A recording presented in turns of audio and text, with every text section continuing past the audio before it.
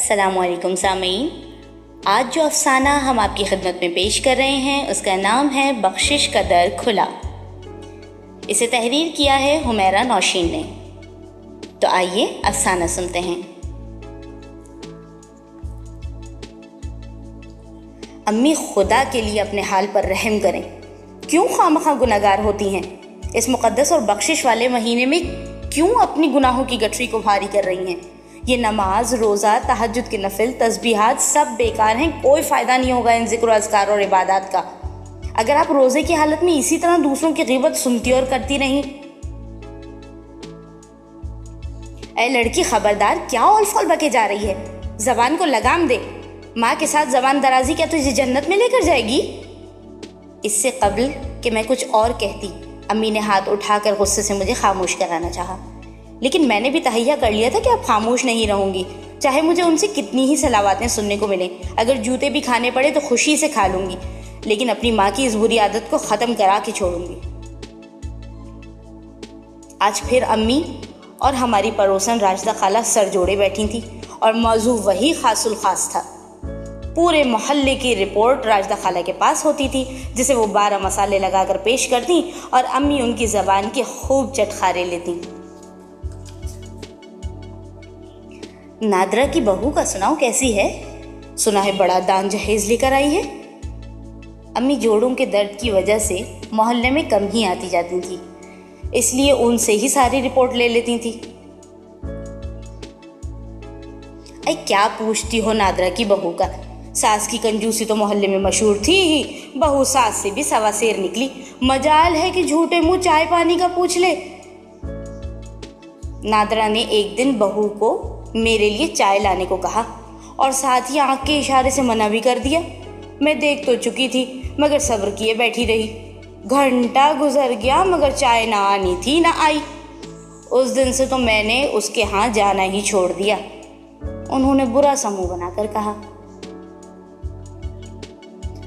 अच्छा किया तुमने, ऐसी औरत से क्या मिलना जिसको अखलाक का पता ना मेहमान नवाजी का। मुझे ही देख लो, तुम्हारी शक्ल देखते ही राफिया को आवाज़ देती हूँ और वो जो भी घर में होता है लाके तुम्हारे सामने ढेर कर देती है। अम्मी ने अपनी तारीफ के साथ एहसान भी जतला दिया और राशिदा खाला गर्दन हिलाने लगी। फरीदा की बेटी का तुम्हें कुछ पता चला? वो अम्मी के करीब होकर सरगोशी से बोली। अम्मी ने नफ़ी में सर हिलाया और मुतजस्सिस होकर उनसे इस बाबत पूछने लगी। हाय, कैसा ज़माना आ गया है, दीदों का पानी ही ढल गया। माँ बाप की इज्जत का जनाजा निकालकर अपने आशिक के साथ फरार हो गई। राशिदा खाला ने हाथ रगड़े और मेरे पूरे वजूद पे लर्ज़ा तारी हो गया। मेरे सब्र का पैमाना लबरेज हो चुका था।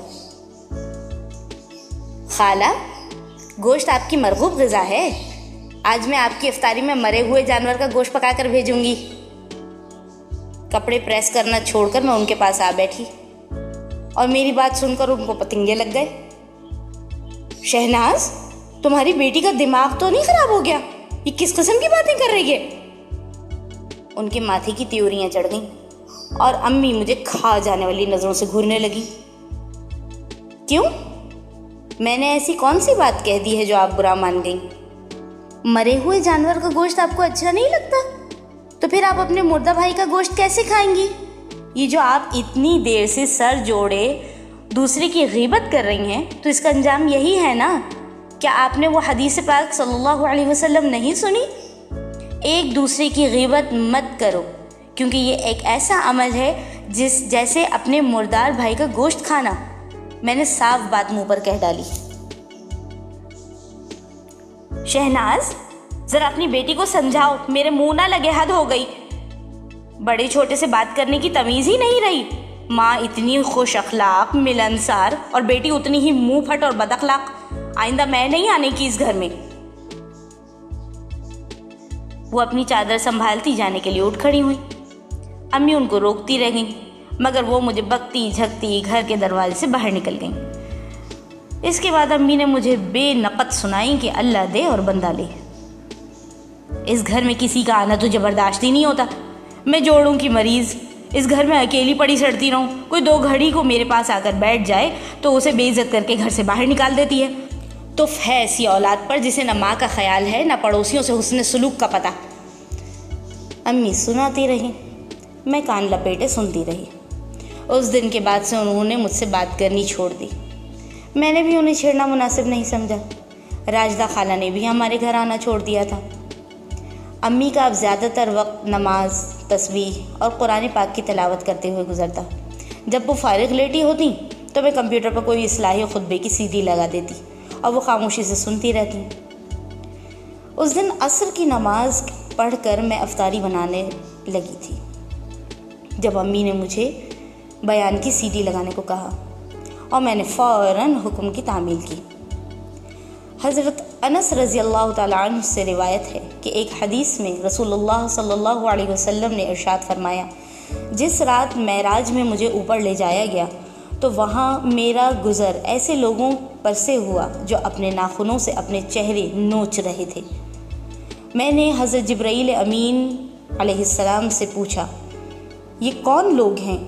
उन्होंने जवाब में फ़रमाया, ये वो लोग हैं जो लोगों की आबरूओं पर हमले करते थे।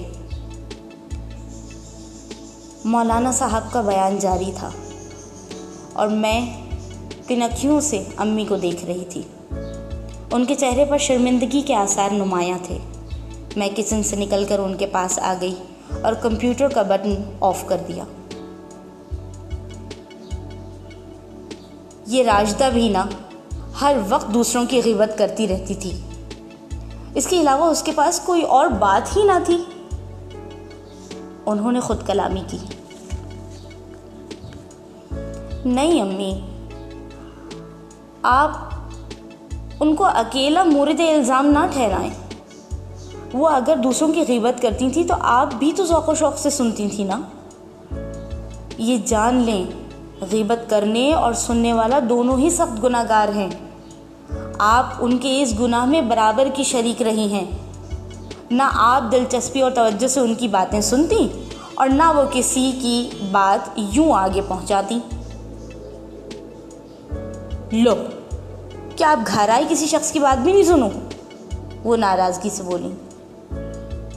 बात सुने, ज़रूर सुने, मगर बातें किसी और नौयत की भी तो हो सकती हैं ना। अपनी ज़ात के मुतालिक बात करें, अपने घर, अपने बच्चों के बारे में बात करें, अपनी खामियों का जिक्र करें, दूसरों की खूबियां ढूंढकर उनको अपने अंदर पैदा करने की कोशिश करें। क्या बात करने के लिए ग़ीबत करना ज़रूरी है? मैंने नरमी से उनके हाथ पकड़ लिए। आपको वो वाक़या याद है? हुज़ूर अकरम सल्लल्लाहु अलैहि वसल्लम के ज़माने में 2 ख़वातीन थीं जिन्होंने रोज़ा रखा और आपस में बातचीत करने लगीं और होते होते बातें ग़ीबत तक जा पहुंची। थोड़ी देर गुजरी तो एक शख्स आप अलैहिस्सलातु वस्सलाम के पास आया और कहने लगा, वो ख़वातीन जिन्होंने रोज़ा रखा था मगर अब उनकी हालत ख़राब है, करीबुल मर्ग हैं, प्यास से जान निकली जा रही है।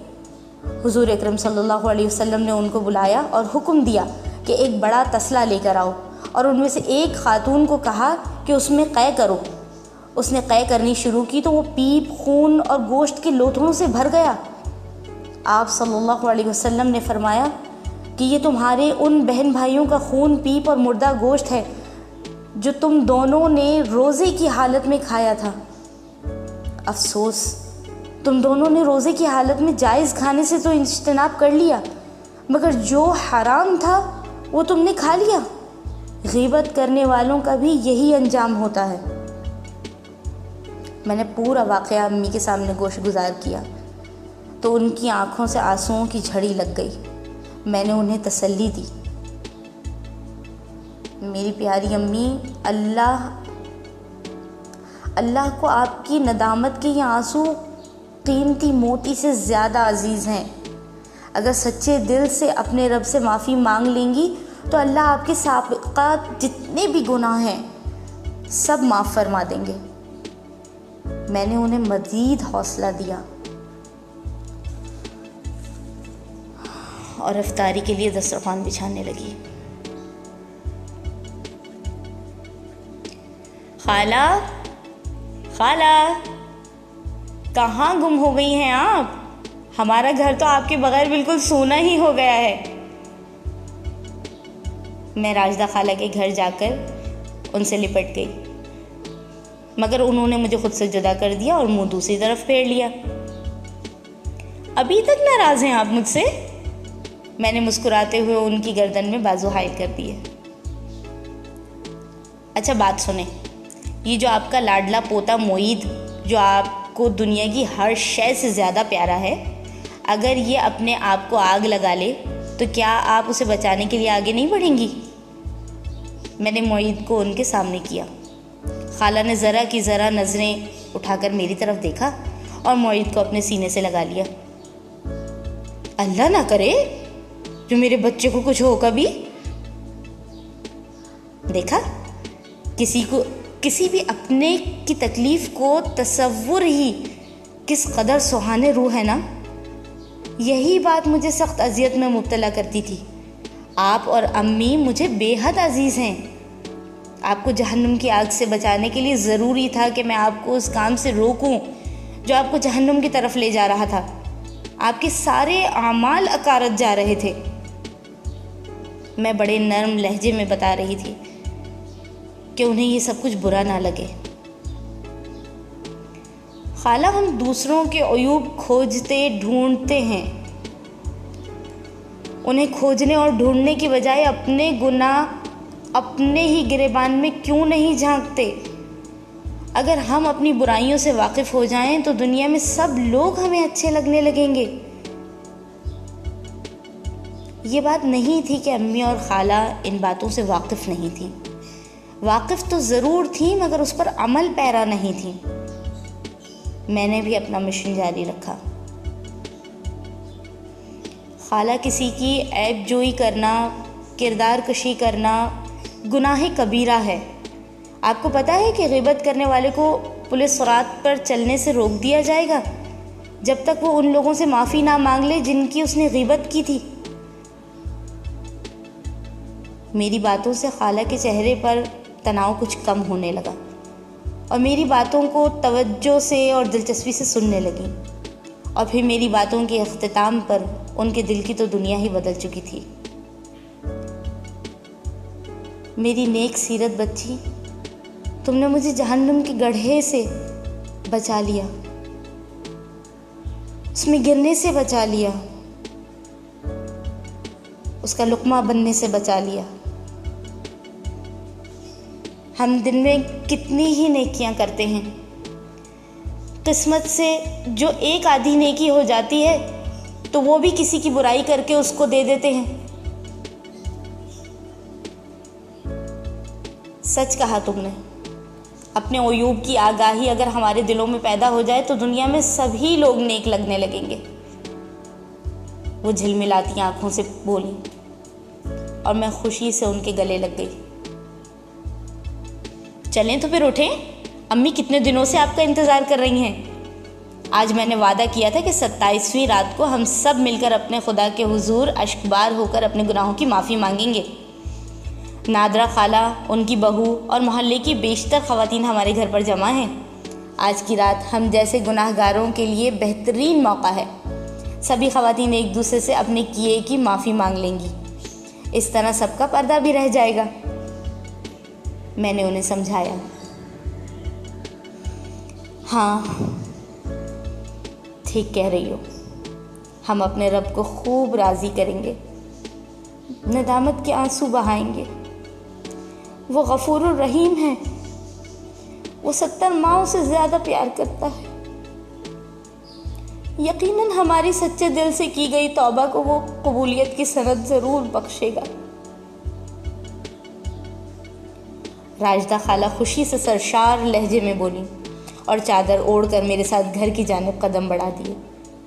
और मैं उनके साथ चलती हुई सोच रही थी कि क्या पता मेरा ये अमल मेरी बख्शिश का बाइस बन जाए। ये तो बेशक मेरा रब ही जानता है कि बख्शिश का दर खुला है। आपको ये अफसाना पसंद आया हो तो ज़रूर इसे लाइक कीजिएगा और हमारे चैनल को ज़रूर सब्सक्राइब कीजिएगा। दुआओं की दरख्वास्त। अस्सलामु अलैकुम वरहमतुल्लाह।